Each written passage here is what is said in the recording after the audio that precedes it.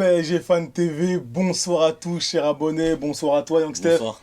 C'était la 38e journée de Ligue 1 Uber Eats. Ouais. Le Paris Saint-Germain s'est imposé à Brest ce soir. Victoire qui n'a pas tellement de valeur au final, car on finira la saison dauphin des Lillois. Di Maria consolide son statut de meilleur passeur de l'histoire du club. Mbappé, pour la 3e année consécutive, devient le meilleur buteur de Ligue 1. Inscrit un but, on va dire, avec beaucoup d'envie et de hargne ce soir. Que dire de cette rencontre, finalement? Ben, tu l'as dit dans ce préambule, c'est une victoire qui va paraître un petit peu anecdotique. Un Paris Saint-Germain sur la globalité du match qui quand même a eu des gros problèmes au niveau du dernier tiers du terrain lorsqu'il fallait faire cette avant-dernière passe, voire cette dernière passe et attaquer cette surface de réparation brestoise. Donc un Paris Saint-Germain qui a par moments, je trouve, qui a pas mal ronronné, mais un Paris Saint-Germain qui avait quand même conscience de l'enjeu en cas de victoire et en cas de défaite des Lillois. Et du coup, un Paris Saint-Germain qui a quand même remporté ce match, qui a fait preuve de professionnalisme et qui a fait preuve de sérieux sur la globalité du match. Donc ça, quand même, c'est un bon point à souligner. Après on perd le championnat d'un point. Forcément, c'est rageant parce qu'on repense à toutes ces défaites du passé aujourd'hui. Donc perdre le championnat d'un point, je pense qu'il n'y a rien de plus rageant que ça. Voilà. on va pas reprendre certains termes de Mbappé en fin de rencontre. Oui. Il disait que tout le monde a vu. Voilà. Mais en tout cas, ce soir, on va parler de Rafinha qui avait un rôle, on va dire, central ce soir. En tant que numéro 10, c'est assez rare sous Pochettino. Comment l'as-tu trouvé? Ce soir, quand j'ai vu qu'il était titulaire, j'étais vraiment très content, surtout que par rapport à l'importance qu'avait entre guillemets ce match, comme je te disais, en cas de victoire pour nous et en cas de défaite de Lille. Donc je trouvais que c'était vraiment pas mal de voir Rafinha dans le 11. Après, une fois que le match a démarré, j'ai trouvé comme à son habitude, Neymar a aimanté pas mal de ballons. Alors Rafinha, il a fait beaucoup de courses, il a beaucoup couru pour le collectif. Mais c'est vrai que dans cette position de numéro 10, au final, à côté de Neymar, on l'a pas vraiment vu. Parce que Neymar, comme je t'ai dit, il a aimanté tous les ballons. Après Rafinha, il a essayé d'apporter un peu de lien entre les lignes. Et c'est une des raisons pour lesquelles on souhaite le voir un peu plus. C'est parce que justement, c'est un joueur qui t'apporte du lien. Donc moi j'ai vu ça en tout cas de sa part. Après c'était pas un grand match de sa part, mais il est pas non plus passé grandement à côté de son sujet ce soir. Les latéraux, un sujet récurrent ce soir. Diallo, Dagba. Comment les as-tu trouvés? Est-ce qu'il faut opérer durant ce mercato absolument? Il faut opérer là. Il faut opérer. Il faut opérer à vif. Il faut opérer à vif. Je suis content de Dagba depuis le Bayern. Je trouve que il a pris pas mal d'assurance. Alors c'est vrai que ce soir il n'a pas tout réussi, notamment au niveau de ses centres, au niveau de ses appels également, lorsqu'il fallait vraiment bien combiner, jouer en triangle avec un Di Maria par exemple. Mais je trouve que Dagba il a montré que c'est sur les mois à venir, au moins sur les premiers mois de la saison prochaine, on pourrait pourquoi pas compter sur lui, au moins en tant que doublure dans une rotation. Et il a fait un match pas trop mal, mi-figue, mi-raisin. Après, quant à Diallo, la première mi-temps, franchement, j'ai pas forcément été grandement satisfait de lui. Et je pense que du côté de Pochettino, ça a été la même chose. Parce qu'on a vu justement en deuxième mi-temps un Diallo qui était un peu plus haut sur le terrain et qui a été un peu plus demandeur, notamment au niveau demandeur tout simplement dans son couloir et pour pouvoir avoir le ballon. Et je l'ai trouvé beaucoup plus haut et du coup beaucoup plus intéressant.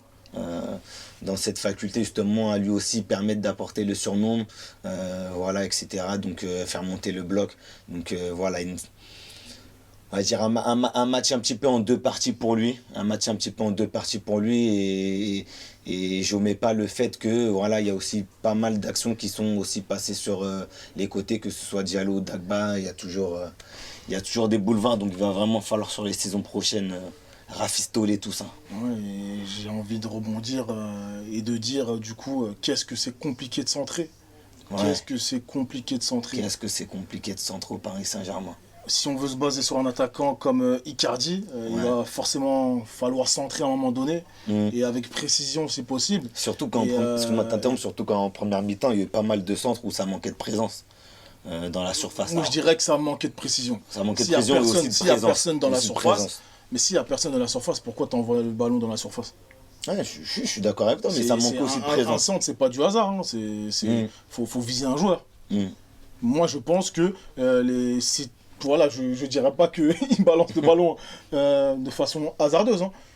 Mais pour moi ça y ressemble. Ça y ressemble clairement.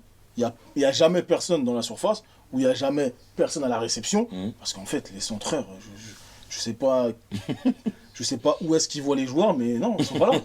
C'est un gros problème. Ça fait des mois et des années même carrément qu'on en parle. Tu vois, Diallo, il a des qualités. Non, mais voilà, c'est surtout criant là sur ce match. Tu as parlé justement, voilà, personne à la réception, mais moi je prends le problème à l'inverse et je dis que voilà, les centreurs, c'est eux le problème. Pour moi, c'est eux le problème. Tu vois, Diallo, c'est très bon défensivement. Dagba, pas forcément. C'est pas forcément très bon défensivement. Ça partait dans son dos très souvent ce soir.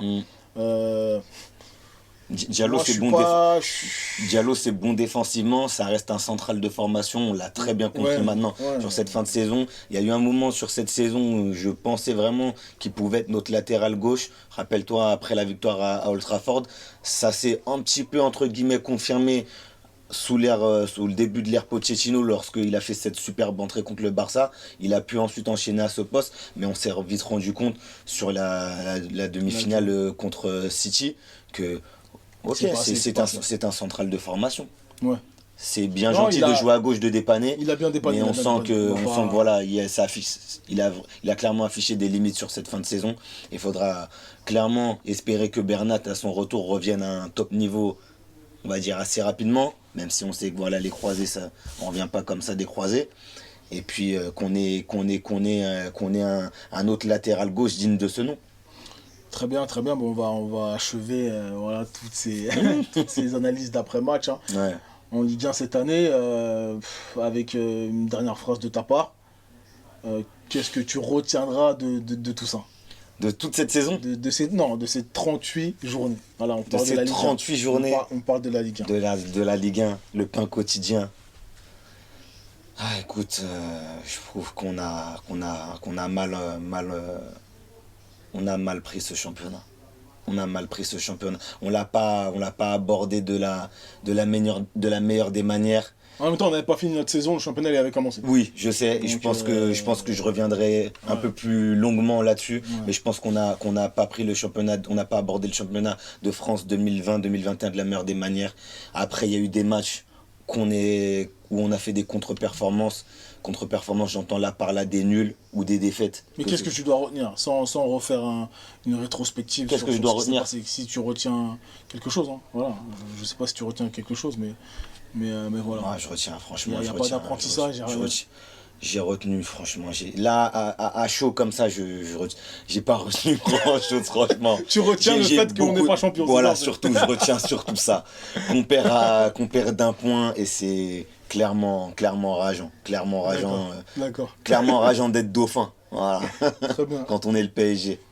Très bien, cher abonné, on se retrouvera pour des analyses un peu plus poussées, notamment concernant, on va faire un bilan global, voilà, sur tout ce qui s'est passé cette saison. On va étudier les choses ligne par ligne, voilà, tout simplement. Je vous souhaite une bonne soirée, tout de même, et je vous dis à très bientôt sur PSG Fan TV. Ciao l'équipe.